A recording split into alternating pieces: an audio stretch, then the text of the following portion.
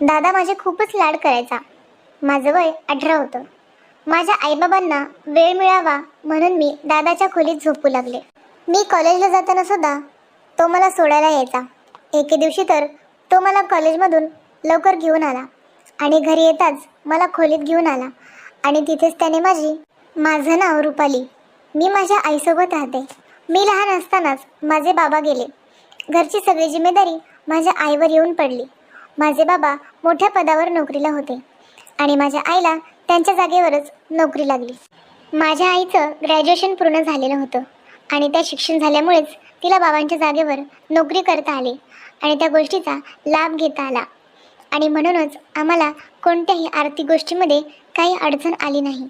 तसं तर मला आणखीन एक लहान बहीण होती, पण माझ्या बाबांच्या जाण्याने तिने इतका धसका घेतला की ती डिप्रेशनमध्येच गेली आणि त्यातून तिला बाहेर पडणं खूपच कठीण झालं आणि त्याच गोष्टीमध्ये तिने स्वतःचं जीवन संपवलं.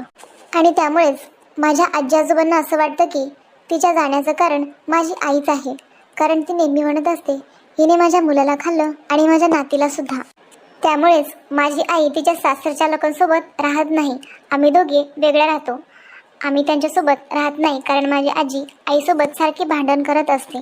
माझी आई गेल्या 5 वर्षांपासून सगळं एकटीने हँडल करते. सगळ्या गोष्टी ती सहन करते. मला काय हवं नको त्या सगळ्या गोष्टी मला पुरवते.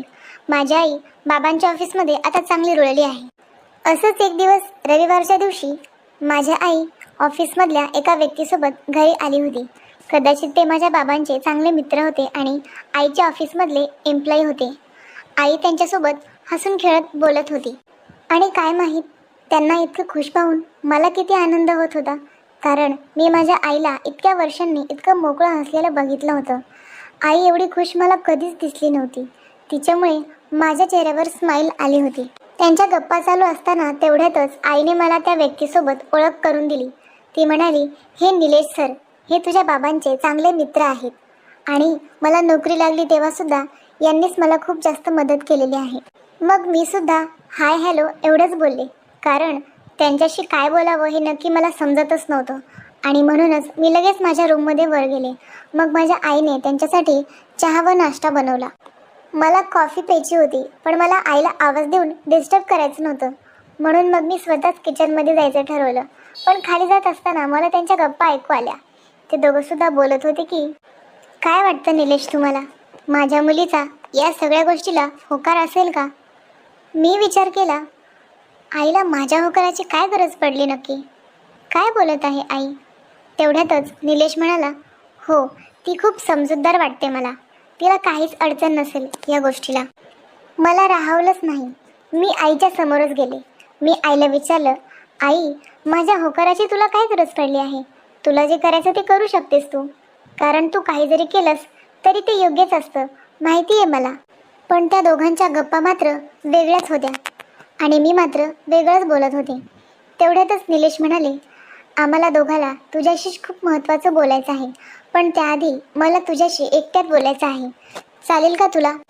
मी विचार केला, यांना माझ्याशी नक्की काय बोलायचं आहे, पण तरीही विचार केला असेल काही काम महत्त्वाचं. असा विचार करून मी त्यांच्यासोबत आमच्या घराच्या गच्चीवर गेले आणि तिथे त्यांनी माझ्याशी बोलायला सुरुवात केली. ते म्हणाले, मला मुद्द्यावरच बोलायचं आहे. मी डायरेक्ट मुद्द्याचंच बोलतो. हे बघ रुपाली, तुझ्या बाबांचा चांगला मित्र आहे मी आणि तेव्हापासून तुझ्या आईला आणि तुझ्या बाबांना सुद्धा मी ओळख आणि म्हणूनच मी आणि तुझ्या आईने लग्न करायचं ठरवलं आहे. आमचं एकमेकांवर खूप प्रेम आहे. खरं तर या गोष्टीला 2 वर्षे होऊन गेली, पण तुला सांगण्याची हिंमतच होत नव्हती. मी हे सगळं केव्हाच येऊन सांगणार होतो, पण तुझ्या आईने मला अडवून ठेवलं होतं. तिला वाटलं तिची मुलगी तिच्यापासून दूर जाईल आणि म्हणूनच आज खूप जास्त प्रयत्न करून मी तुला सांगतोय, कारण तुझ्या आईचं असं म्हणणं आहे, जर माझी मुलगीचा होकार असेल तरच मी लग्न करेल, नाहीतर नाही करणार. आणि त्यामुळेच मीही तिला अडवलं नाही. म्हणूनच आज मी तुझ्याशी बोलायला आलोय. तुझा होकार असेल तरच आम्ही लग्न करू, नाहीतर आम्ही हे नातं इथेच संपवू. निलेश माझ्याशी बोलताना एकदम बिनधास्तपणे बोलत होते. त्यांच्या बोलण्यात मला कुठेही खोटेपणा दिसला नाही. त्यांचं माझ्या आईवर किती जास्त प्रेम होतं हे मला समजलं होतं. त्यांच्या बोलण्यातच मला दिसून आलं होतं. मी काहीच विचार न करता फक्त हो म्हटलं. मला काहीच प्रॉब्लेम नाही तुम्ही जर दुसरं लग्न केलं, मला तर उलट आवडेल, एवढंच मी बोलले. कारण की यावेळेला मी माझा विचार न करता माझ्या आईचा विचार केला होता, तिच्या आनंदाचा विचार केला होता. तिला सुद्धा हक्क आहे आनंदी राहण्याचा, दुसरं लग्न करण्याचा. तिने माझ्यासाठी आत्तापर्यंत इतकं सहन केलं आहे आणि त्यामुळेच मी आनंदात हो म्हटले. माझ्या आईचं निलेशसोबत अगदी थाटामाटात लग्न झालं. आईला इतक्या वर्षांनी आनंदी बघून तर मला खूपच जास्त आनंद झाला होता. निलेशला आई नव्हती, पण वडील मात्र होते. म्हणजेच माझ्या आईचे नवीन सासरे आणि माझे नवीन आजोबा. लग्नानंतर मी जेव्हा आईसोबत त्या नवीन घरामध्ये गेले, तेव्हा कदाचित माझ्या नवीन आजोबांना म्हणजेच निलेशच्या वडिलांना माहीतच नव्हतं की त्यांच्या मुलांनी ज्या मुलीसोबत लग्न केलं आहे, तिला अगोदरच एक मुलगी आहे आणि ऑलरेडी तिचं लग्न पण झालेलं आहे. या गोष्टीचा त्यांना नकार नव्हता. पण त्यांना जेव्हा कळालं की तिला मुलगी आहे आणि ती सुद्धा एवढी मोठी आहे, त्याच्यानंतर त्यांच्या वागण्या बोलण्यामध्ये खूप जास्त चेंज आला होता. पण त्यांनी तो जास्त दिसू दिला नव्हता. ते तर माझ्याशी नीटच वागत होते, पण हळूहळू ते माझ्याशी खूप उद्धटपणे बोलू लागले. आणि मी जर त्यांना काय विचारलं तर ते मुद्दामून मला इग्नोर करायचे. मी विचार केला, जाऊ द्या, आपण आपल्या आईसाठी या सगळ्या गोष्टी टाळल्या पाहिजे आणि त्यामुळेच मी दुर्लक्ष करू लागले. थोड्याच दिवसांनी तिथे निलेशच्या भावाचा मुलगा आला आणि निलेशने म्हणजेच माझ्या नवीन बाबांनी ओळख करून दिली की हा तुझा मोठा भाऊ आहे, तुझ्याहीपेक्षा मोठा आहे आणि इंजिनिअरिंग पूर्ण करून आलेला आहे आणि याचं नाव सुहास आहे. तुला काही जरी अडचण आली तर तू याला बिनधास्तपणे विचारू शकतेस, हा तुला मदत करेल. तेव्हा माझे बाबा आमची ओळख करून देत असताना माझे आजोबा लांबूनच पाहत होते आणि त्यांच्या चेहऱ्यावर खूपच राग दिसून येत होता. माझ्या आईबाबांना लग्न होऊन 1 महिना झाला होता, म्हणजेच त्यांच्या लग्नाच्या 1 महिन्याची ॲनिव्हर्सरी होती आणि त्यासाठीच त्यांना सेलिब्रेशन करायचं होतं. म्हणून ते एका हॉटेलमध्ये जेवायला गेले. त्या दोघांनी मला सुद्धा यायला फोर्स केला, पण मला त्यांना डिस्टर्ब करायचं नव्हतं म्हणून मीच नको म्हटले आणि हे त्यांच्या लक्षात आलं. म्हणून मग तेही मला जास्त काही बोलले नाही. त्याच रात्री सुहासचं सुद्धा काही काम होतं आणि म्हणूनच तो बाहेर गेला होता.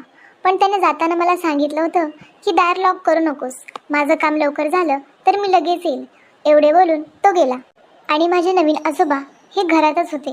कदाचित ते माझ्यावर लक्षच ठेवून होते की कधी कोण बाहेर जाते आणि मी एकटी सापडेल त्यांना. सुहासने सांगितल्यामुळे मी दार लॉक केलं नव्हतं. मी रूममध्ये जात असतानाच अचानकच आजोबा माझ्या समोर आले. मी त्यांच्याशी काही बोलणार इतक्यातच त्यांनी माझ्या तोंडावर पाण्यासारखं काहीतरी लिक्विड टाकलं, ज्याच्यामुळे मी लगेच बेशुद्ध झाले आणि जमिनीवर पडले. मी बेशुद्ध होताच ते मला खेचत एका रूममध्ये घेऊन जाऊ लागले. मला रूममध्ये घेऊन गेल्यावर त्यांनी मला एका खुर्चीवर बसवलं आणि मला दोरीने बांधलं. परत त्यांनी मला 2-3 कानाखाली सुद्धा मारल्या. मी शुद्धीत नव्हते, पण मला फक्त माझी आई आठवत होती आणि मी रडतच होते. आणि अचानकच सुहास घरामध्ये आला. दार लॉक केलं नव्हतं म्हणून तो सहजासहजी घरामध्ये आला आणि हा सगळा प्रकार त्यांनी बघितला. त्यांनी लगेचच माझ्या आईबाबांना फोन करून घरी बोलावून घेतलं. निलेशचे बाबा अजूनही इतके रागात होते की त्यांना सुहास आलेला पण कळत नव्हता. ते फक्त माझ्याकडे रागानेच बघत होते. त्यांचा माझ्यावर एवढा राग का होता हे मलाच कळत नव्हतं. थोड्याच वेळात माझे आईबाबा घरी आले. माझ्या आईने मला अशा अवस्थेत बघून ती तर खूपच रडायला लागली. तिला काय बोलावं हे समजतच नव्हतं. माझी आई निलेशला म्हणाली, निलेश, यासाठी केलं होतं का मी लग्न तुमच्याशी? मला वाटलं लग्नानंतर तरी माझं आणि माझ्या मुलीचं आयुष्य सुधारेल, पण इथे आल्यावर तर माझ्या मुलीवर खूपच अन्याय होत आहे. तुमचे बाबा माझ्या मुलीला असं का छळत आहेत? असं काय चूक आहे माझ्या मुलीची, सांगा मला. तेव्हा निलेशला सुद्धा यातलं काहीच माहीत नव्हतं. तेव्हा त्यांनी त्यांच्या वडिलांना जाब विचारलं, बाबा तुम्ही असं का वागत आहात? काय केलं आहे त्या बारक्या मुलीने तुमचं? का म्हणून तुम्ही तिला असं बांधून ठेवलं? तुम्ही तिला मारत का आहात? निलेशने खूपच जास्त रागात त्यांच्या बाबांना असं विचारलं. तेव्हा निलेशचे बाबा म्हणाले, मला तर ही मुलगी पण आवडत नाही आणि हिची आई पण आवडत नाही. का म्हणून तू हिच्याशी लग्न केलंस हेच मला कळत नाही. एकतर ह्या मुलीला पण घरात घेऊन आलास आणि हिच्यामुळे तिच्या मुलीला पण घेऊन आलास आणि म्हणूनच मी असं वागत होतो, कारण या दोघींमुळे तू माझ्यापासून लांब चालला होतास हे माझ्या लक्षात आलं. तेव्हा निलेश दबक्या स्वरातच म्हणाला, आजपासून माझ्या बायकोला व मुलीला घेऊन मी वेगळा राहणार आहे आणि हीच बाबा तुमच्यासाठी सगळ्यात मोठी शिक्षा असणार आहे. तेव्हा तुम्ही आमच्या संसारामध्ये ढवळाढवळ करायची नाही. तर मित्रांनो, आजची ही कथा तुम्हाला कशी वाटली कमेंटमध्ये नक्की सांगा. आणि हो, आपल्या चॅनलवर नवीन असाल तर लगेचच सबस्क्राईब करून टाका. आणि